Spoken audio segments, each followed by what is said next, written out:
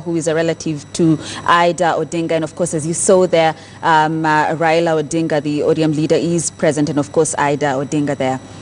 Now, Kenya's 6th national referral facility is set to roll out services in the next 3 months after the government successfully took over the Kenyatta University Teaching and Referral Hospital. Cabinet Secretary for Health, Cecily Kariuki, said the facility will greatly decongest the Kenyatta National Hospital once it's fully operationalized.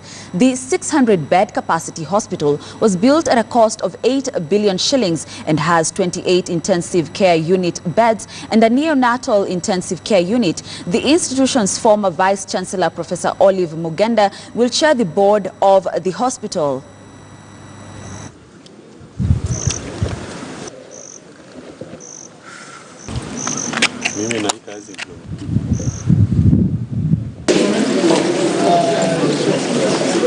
Oh yeah, that's your background. That's true. Do that for me.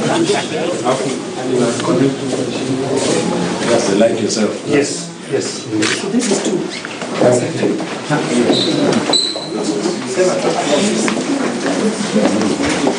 And the others are now from outside.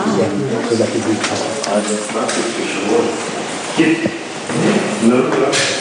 We are going to be accelerating in terms of the takeover processes. The board will be able to take an audit of what are the obtaining equipment and facility, which we have witnessed, as you did, that we have top-notch equipment ready and waiting to serve Kenyan people, particularly in specialized aspects of oncology management, among other aspects. I have been very satisfied with what I've seen. I've been to many hospitals in the globe, in Asia, in Europe, in America, and even in Australia. And the standards in this hospital, assuming that we are going to maintain them, are like anywhere else in the world. In fact, you don't need to go anywhere else to get medical treatment. The hospital, as you have seen, is all equipped. All that is remaining is to get the manpower, which we are going to do in the next few weeks. And as the CS has said, in 3 months we should be able to open the hospital. To international news now, and the World Health Organization said on Friday it feared continued intense transmission of the Ebola virus in the Democratic Republic of Congo, where deaths from 9-month-old epidemic stood at 994 and were expected to exceed 1,000 within hours. The WHO plans to expand vaccination with an unlicensed new Ebola vaccine made by Johnson & Johnson.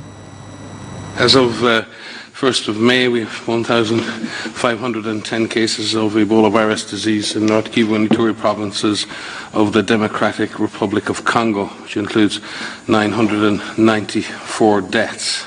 Dr.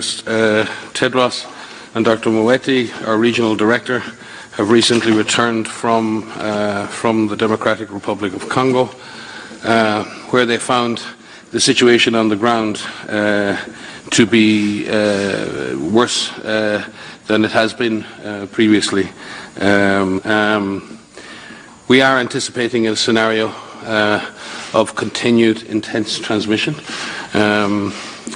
We have managed to get our operations up to a level that they were before the unfortunate death of our colleague Richard, and both in terms of vaccination, surveillance, and other interventions like IPC. But it is not easy to sustain such an effort, both in technical terms and financial terms, at the current time.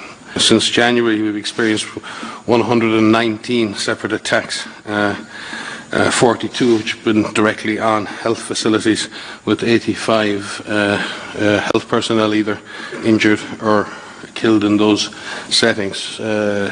So we are dealing with a difficult and volatile situation, and fundamentally every time we have managed to regain control over the virus and contain its spread, we have suffered major security events. It's very hard to focus on doing your job when you don't know what's going to happen in the next 10 minutes. You don't know whether the next armed group that stops your vehicle is going to shoot someone. You don't know in the morning when you wake up how many of your friends will be coming home this evening unscathed or uninjured.